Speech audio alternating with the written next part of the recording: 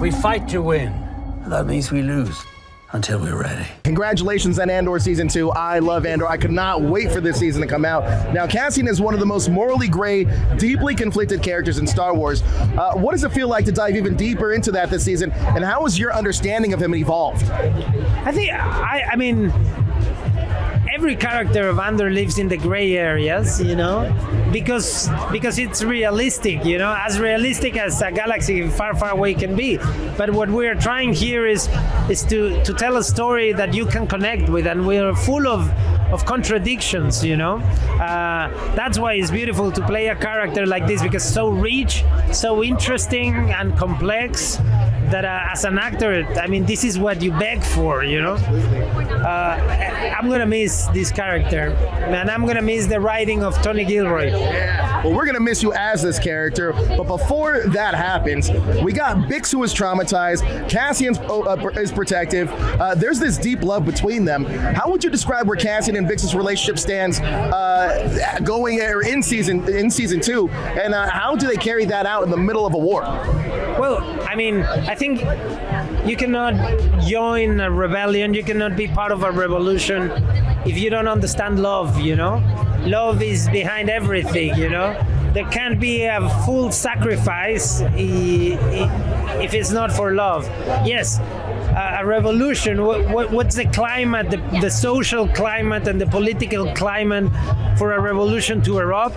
Obviously there's loss, there's injustice, there's pain, there's sadness, but there has to be love, the understanding of belonging, family, because otherwise, what is there to fight for, And Cassian gets that, without the worry of spoiling anything, in the first vlog you'll see, there's a moment where Cassian says, "I want to go home." And we all understand that home means Bix, And that's what happened this year, the year between season 1 and the beginning of season 2.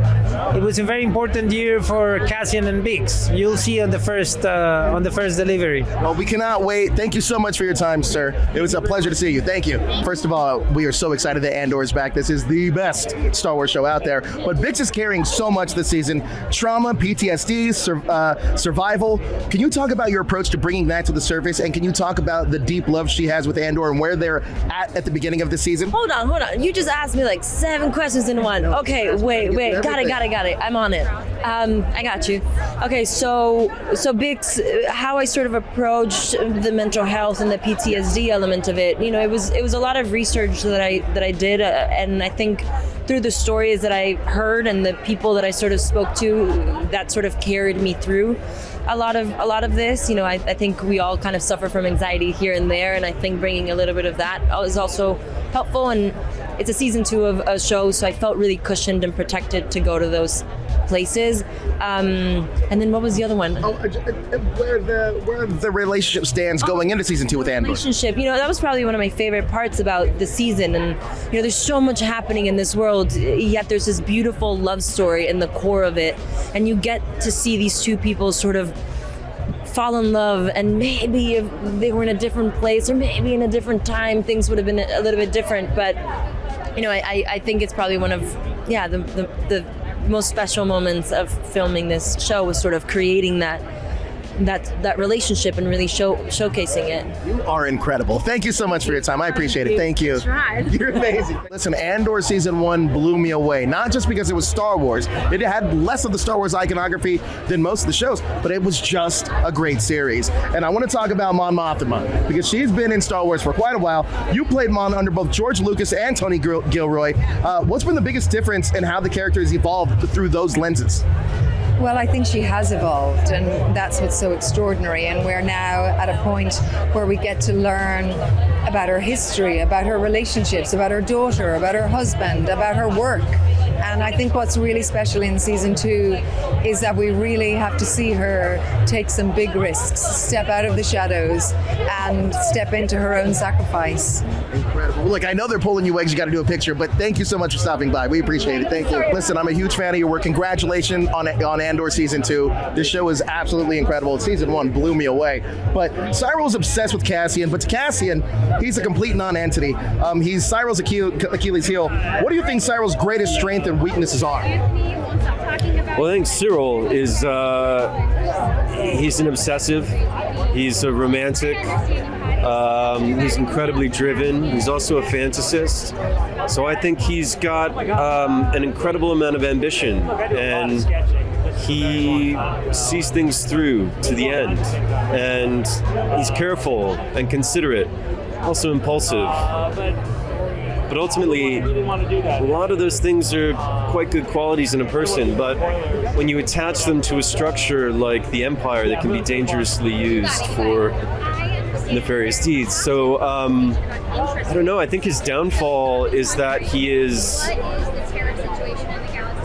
obsessive, actually, and he won't let things go. I think if he could have gotten over the defeat in Ferrix of not capturing Cassian, could have just kind of let that slide, even though he was, dishonorably discharged. Maybe things would have been better for him. But he can't let sleeping dogs lie. Absolutely no. Cyril, like so many Andor characters, like Andor, is a character you can't quite pin down.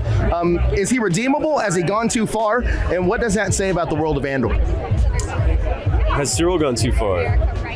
Or is he redeemable? That's a good question. He's committed as ever in season 2 to capturing Cassian, to rising up the ranks in the Empire. I suppose, though, that you are given a glimpse of his humanity and his heart that you haven't really seen in season 1, and a lot of that is propelled by this burgeoning relationship that happens with Dedra, and ultimately that's his undoing. This intimacy coming through kind of activates something within him that makes him question everything he held to be true. I don't know, man. It's a good question. I don't know where to place Cyril. Interesting. Okay. Now, Cyril's arc is such a fascinating mix of ambition and alienation. Where do we find him at the start of season 2? He's feeling really good. He's having a good time. A year's passed and he has got a promotion. He's working at the Bureau of Standards. He's flexing a little bit. He's got a little bit of power. He's keeping his mother at arm's length a little bit more. He's negotiating that, and he's got this new relationship with Dedra, which is kind of, so he's feeling alive in a way, and he's got some new tailoring. He's working in a new planet. Things are on the up for him. First of all, sir, Andor is absolutely amazing. It's my favorite Star Wars thing out there. Season 1 and 2, I think, did such a great job of not having to rely on the Star Wars iconography and just making a great show. So thank you, Tony. First of all, I want to talk about what inspired the 4-chapter, 1 year per arc format, and how did that help you build Cassian's final evolution? I wish I could take credit and say, what a genius I am at coming up with that. But we had committed for 5 seasons. We said we're going to do 5 years. We were making the first season, trying to think of what to do the second season. I got out of quarantine. I went up to Scotland, and Diego and I were sitting in the backyard of a hotel having a drink, going like, what are we going to do? Because, it would have taken 15 years to make. It was impossible. We had no idea what we'd gotten ourselves into. But sitting in front of us, it was like, wow, we have 4 blocks of 3 episodes and we have to cover 4 years. And it's like, wow, let's do 1 block a year. And so after that, it was a lot of sketching and figuring out if that would work. And it's a radical idea, but it ended up having all these beautiful ramifications for us, and really providential find. Problem solving is really where it's at, man. Incredible. Yeah, problem solving and limitations are the artist's friends, really. Sure. Now, season 1 surprised people by how free it was of Easter eggs, but for season 2, works with a more defined continuity. How did you approach that shift? we're just trying to be true all the time. I mean, our idea of fan service is it important? Do we need it? Does it help us? So we don't ever do anything for the fun of it, but I mean, anything you can pick up, and we had to do some housekeeping with the calendar, with Gorman and things like that. It was really, really great fun to do that, and but we don't ever want to do anything silly. Right. Yeah. Now, you filled in so much between the trilogies. Do you feel like now that you've told the complete version of this chapter, or is there another era or corner of the galaxy you're interested in exploring in Star Wars? Man, I have been so monomaniacally focused on this 5-year period, and I've gotten disoriented every time I've looked around. Anytime I've watched other Star Wars material while I've been making it, I get weirded out. So I'm actually looking forward, when I'm finished, I'll probably go back in and watch a lot more stuff that I hadn't watched. I'm so focused on that one tranche. I couldn't really answer that question. I don't really know. I think I'll ask you like a year. I think hopefully we'll have an answer in like a year or so. Okay. Now, we've heard that George Lucas has passed along a lot of thoughts on some of the Disney Star Wars projects. Have you heard anything about his take on Andor at all? Never have. Really? No. I heard from him after Rogue. I talked to him. He gave me a call after Rogue. But no, I've never heard. I have no idea what he thinks. All right. Well, you've called this show the show about pilgrims on a one-way journey. What does that metaphor mean to you by the way of Star Wars Season 2's end? Well, I think if you put the time in and watch the show, when we went to mix the show, all the people that have been working on it a long time, we went to mix, and we were all just really affected by what time did to these people, and the endurance and the sacrifices and the adventure that they've all been on. When you add time like this, it really has power. It really. We were unprepared for how powerful that really is. When we get a chance to do, I mean, our shows are not short, and it's another 12. We basically made 8 Star Wars movies in 5 years. Look, thank you so much for Andor. I've been anticipating this show since the first season dropped. Have you seen the second? I saw the first episode because I got the screeners late, but I cannot wait to dive in. And I think you'll be proud of us. I do. I hope so. Thank you so much, Tony. Thank you for your time. First of all, this must be a full circle moment for you as you got into this because of Empire Strikes Back. Yeah. So what does it feel like to come full circle and work on Andor Season 2 now? Well, first I feel very old, but it's followed quickly up by an incredible sense of honor to be a part of this, a small part of this, and to just from a career standpoint, it's why I got into film composing, is John Williams and specifically Star Wars. So I feel like I won the lottery, man. It's incredible. Now, the music in Andor is so distinct from other Star Wars projects because the music is like a character itself. How did you evolve the sound from Season 1 to reflect the rising urgency of war in Season 2? Sure. I think with everything in the music, Nick Bichel in Season 1 did such a wonderful job setting the palette, but then Tony Gilroy was pretty adamant that the script, he said, man, it's going to get insane. This is going to get huge. And so we need new themes, we got new planets, we got new dramatic arcs for characters that's going to get bigger and bigger, so we need you to bring it. And so I basically started creating new thematic ideas, but also bringing stuff from Season 1 in.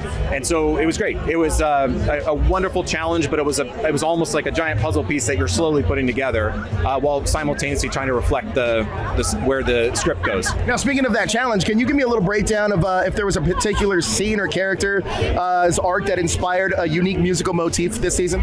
Sure. One of my favorite arcs has to do with the entire Gorman arc. Yes. And so that culminates in, I believe, well, maybe I'm not allowed to say. That culminates at a certain point in the season. But that entire arc borrows from so many different musical genres and requires so many different musical palettes that was really the biggest challenge and the most fun to work on. Now, we also have the music coming out on April 25th, the soundtrack coming out. Tell us, and we're releasing in 4 volumes, correct? Tell us what fans can expect from that. So we decided to release, I think season 1 was done in 3 volumes, but this time because it's 3 episode, then a break, then a 3 episode, then a break, we decided to complement that with the music. and the release of the volumes. So it's supposed to complement the releases of the actual episodes. Now, this season, we're going to see Cassian step closer to the leadership position that we know that he has in Rogue One. Talk to me about some of the inspiration you used for the sound to create Cassian sound this season. Yeah, I think it was an extension, again, of trying to make everything feel more epic and bigger, because he's now part of even a bigger situation. And also, it's more dramatic because there's more at stake and there's a lot more loss. And so I try to reflect both this epicness in the score, but also this aspect of personal loss and sacrifice. Now, I love that Andor doesn't have to rely on the Star Wars iconography. It's just a great show, just a great sci-fi show. Is there another pocket of the Star Wars universe that you would like to explore, more of that classical Star Wars sound? I'm down for anything. I mean, I heard a rumor, and I do not know if this is true, that they're going to do like a Star Wars horror thing. I heard this like in a couple of like this too. So I'm telling you, I'm pitching for the gig right now with you. Please hire me for this. Like my entire horror background. I mean, I would love to do that. So that would be something I'd love to do.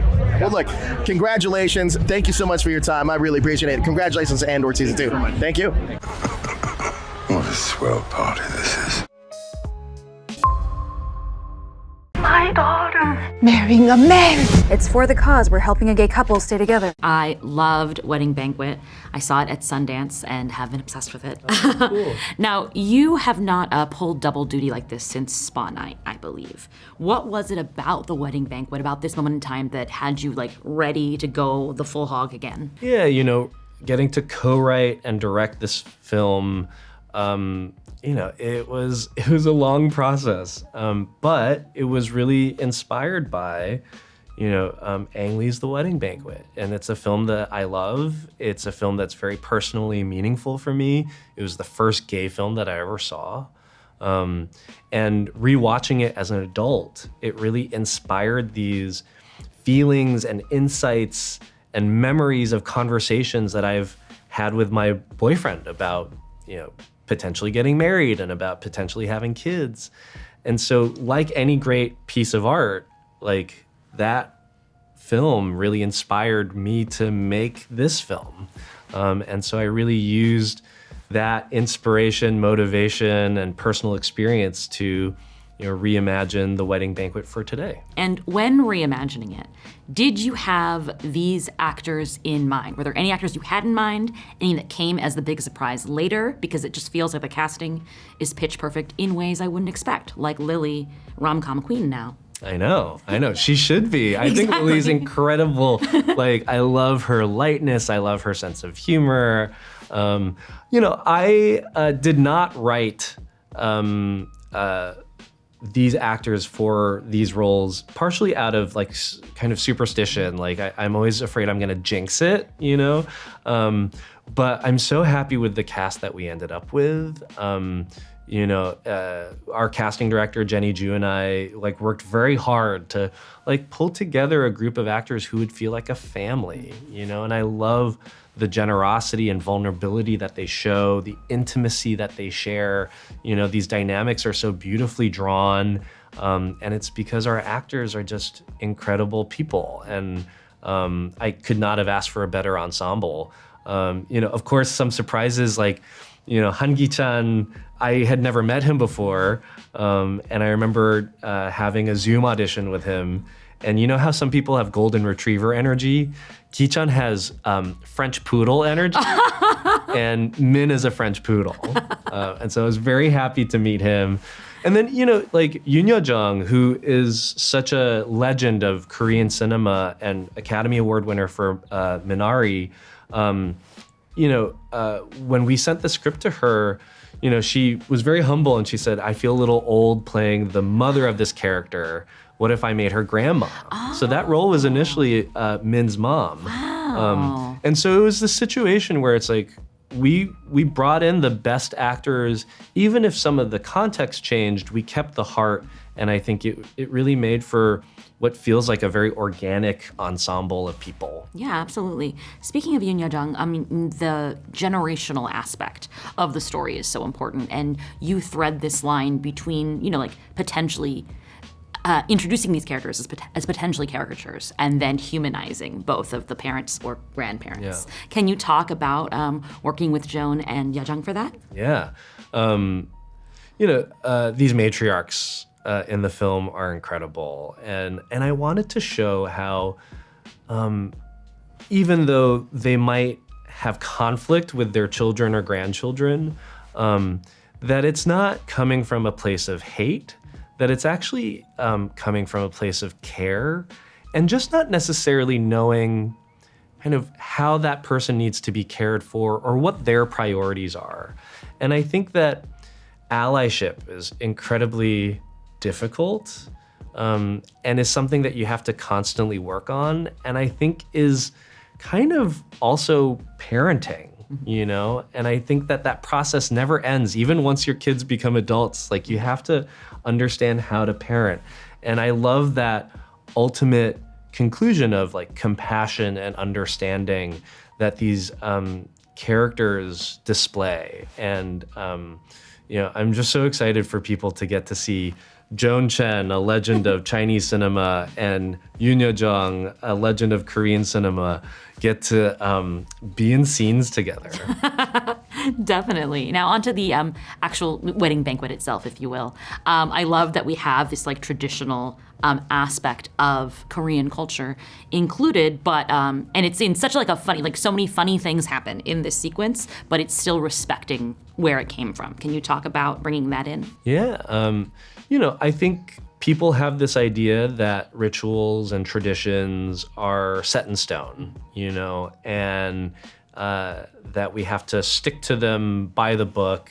And in some ways, that was an element that I wanted to protect. We had a wedding consultant, Leah Park in Vancouver, just really like showing us how, these traditions go. But at the same time, I think it's also really funny that sometimes we don't know where these rituals come from, like, how they started, what they represent. And if that's the case, like maybe we can evolve them so that these rituals can be more inclusive, we can have fun with them. And that to me was a really fun kind of balance to play, to, respect the traditions, but also, respect the people and find ways to make this, just more inclusive of more types of people to participate in. Absolutely. Well, thank you so much. I had so much fun with this, and I await Fire Island 2.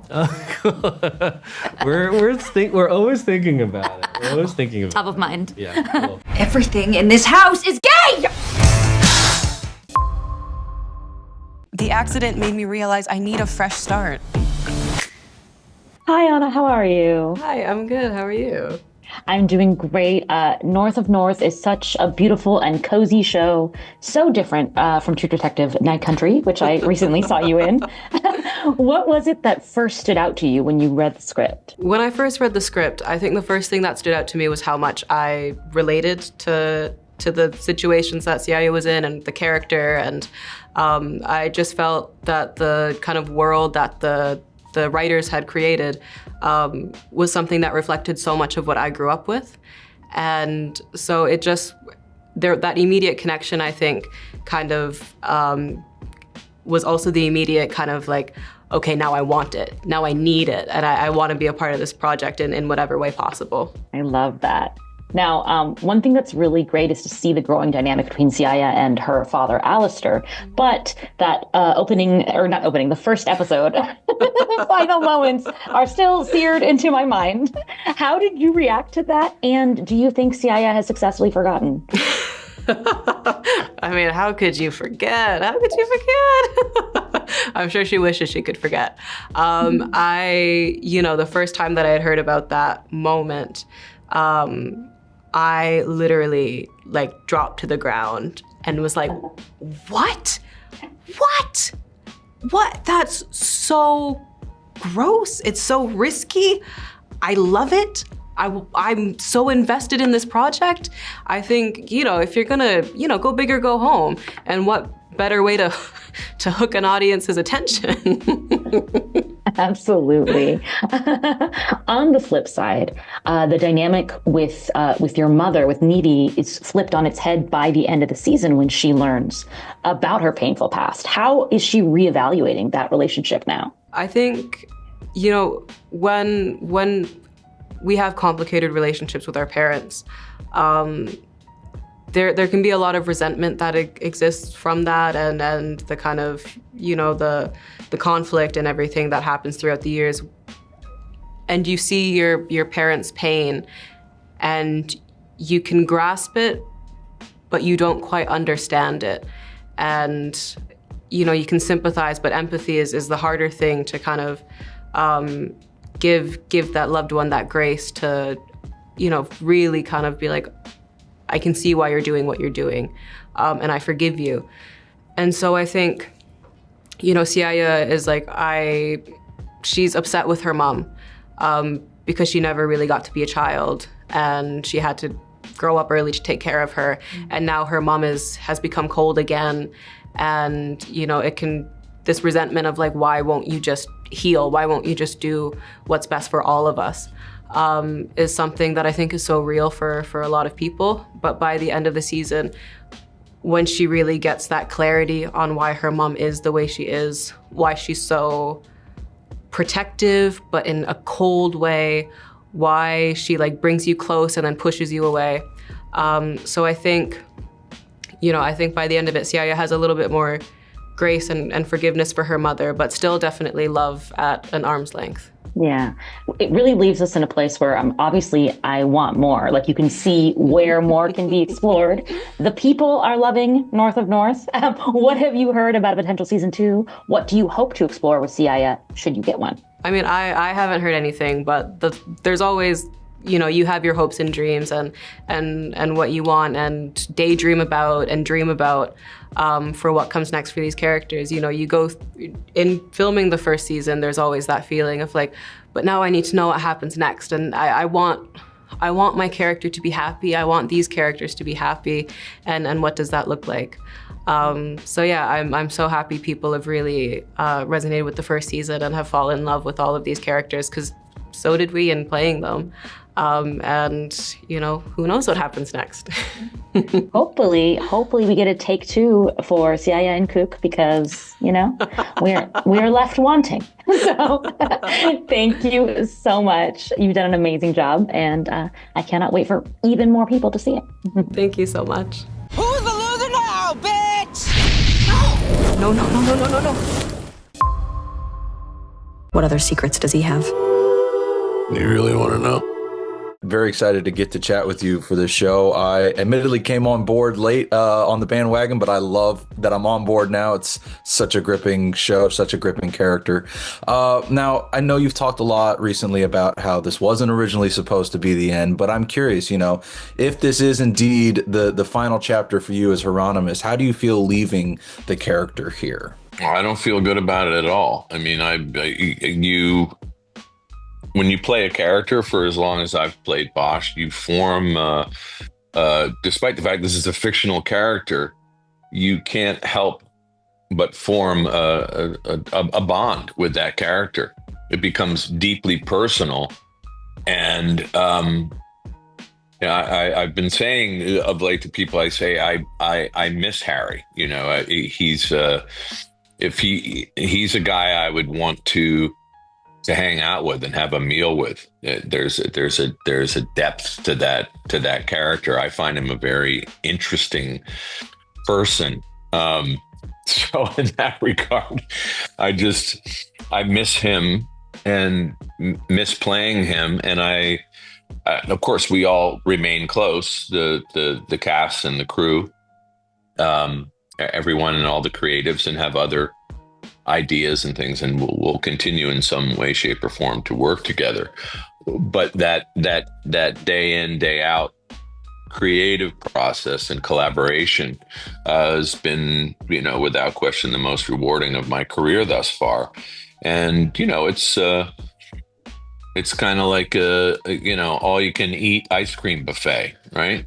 You don't want that to go away. No, that's a hard thing to let go of, so I can appreciate that. And I know you've talked recently about, the idea of possible spin-off movies, but hearing you talk now just about the day ins and day outs, that feels like it's a character you want to live in for the length of a TV production in comparison to a film. Would you prefer that the opportunity to get to lead another series like Legacy, or do you see films still being open to that idea for Bosch? I think any opportunity to realize this character or re-realize this character would be great. I think it works both ways. Initially when Connolly had scripts and they were shopped around to studios, nobody seemed to be able to figure out how to make a proper film of it. And Michael came to the realization of that, to serialize it made it work really well. So I think it's either or. I think you can certainly, and now after 10 years of doing the show and all the creatives, Michael Connolly, Eric Overmyer, Thomas Bernardo, and the cast, we all know how it works and how to make that machine run. So it really works in both ways. And if you consider the scope of the show, Bosch doesn't feel like episodic television, even though it's serialized that way, and we had the liberty, right, and the grace to be able to shoot that show like you would shoot a 50-minute film. And that was my experience as an actor. It's very, very different than shooting, the regular format of episodic TV. We would still shoot the same amount of pages, but we would pace ourselves to a certain degree also and allow stuff to sort of happen organically, like in which occurs when you're shooting a film. Well, it certainly has that cinematic feel that I always have felt, or that now that I've really delved into the show, I feel it stands out so well amongst other competitors. So in talking about knowing how this character works, how this show works, I love how involved you are on the writer side of things, or I have been in the past seasons in addition to the acting. I'd love to know, the past 2 seasons of Legacy have really sort of kept the stakes high for Bosch, but this feels like some of the highest yet, with the personal stakes involved as well as the actual, mortality stakes. What is it like, working with Michael, working with everyone else in the writer's room to really ensure that the stakes are getting or continuing to amplify for Bosch with each season? Well, it becomes it's always a choice of the books, right? They take the books, sometimes they mash them together. They'll take certain aspects, and this one in particular really it's a different version of Desert Star. In the book, the case of the missing family is a case that has haunted Bosch for many, many years, and it takes place in the canon of the Bosch books. He's considerably older. But it's his, if he were Ahab, this case is the white whale. And so, but we had to change it. So you have this woman coming from Ireland and hires Bosch as a private eye to investigate because it seems like the case is sort of stalled. It's dead ended in the cops' pursuit of trying to close it. And all cases are personal with Harry, but this one in particular, I think, because it's in his view of what he's seeing. He's looking at these videos of this family, of these children running around and in this family unit and this love and everything that he did not have as a child. He has a backlog of personal trauma, which informed the man and him becoming a cop and his pursuit for justice. And any cop will tell you that all cases affect them, right? You have to look into the darkness because we're seeing the worst part of society's actions. But the cases that haunt murder cops really haunt them are cases that involve children. And so this takes on a very, very different, and the darkness truly penetrates Bosch in a way that I don't think that we've ever seen before. So the questions arise, for the audience and also for the characters surrounding Bosch, and specifically Maddie. How far is he willing to go? in this. Now he becomes aware as he's working this case. He figures out who the person is, and then it becomes that pursuit. And that's where we see the audience and the people around Bosch are going to go, uh-oh, will he cross an ethical line in order to, because there's obtaining justice, and then there's, some way, is he avenging? Will he avenge this? And all of that is revealed, which makes for some really, really great storytelling and very, very high stakes. Maybe some of the highest stakes we've ever seen, with the exception of when Maddie was abducted by Dockweiler. We saw Harry come right to the edge, and obviously that gets addressed as he's under investigation for the whole killing of Dockweiler. And we saw in the previous season where he goes into the interrogation room, mm-hmm. and Maddie asks him, and he says, would I if I could have? Yeah. He's honest in that moment. That's probably the most transparent that we've ever seen Harry. He answers that question very directly. Which doesn't necessarily offer, Maddie much comfort.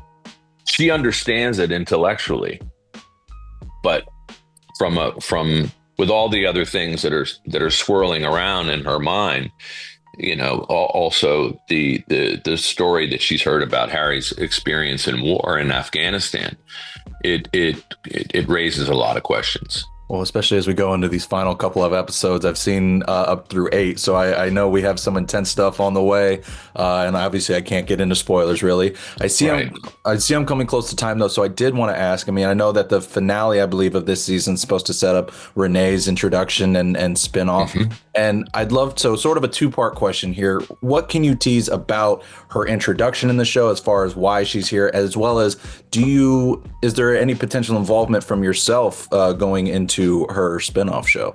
Well, they cross paths. Ballard comes into play. She is working a cold case, and this is a cold case that Harry, if you remember, throughout the years, Harry had pictures of 3 different young women on his desk, and these are cold cases. These are unsolved. And so Ballard is working a case that's connected to that, and that's how they come together. And there's a lot of mistrust and, of course, and trepidation on both sides, but they ultimately kind of have to set aside their differences because they have the same purpose, and they are not dissimilar. And I think in the process, he recognizes a kindred spirit in her to a certain degree, in her work ethic and her relentless nature. And she also recognizes in Bosch, but it's not a love fest. They kind of have to set aside their differences in order to do this.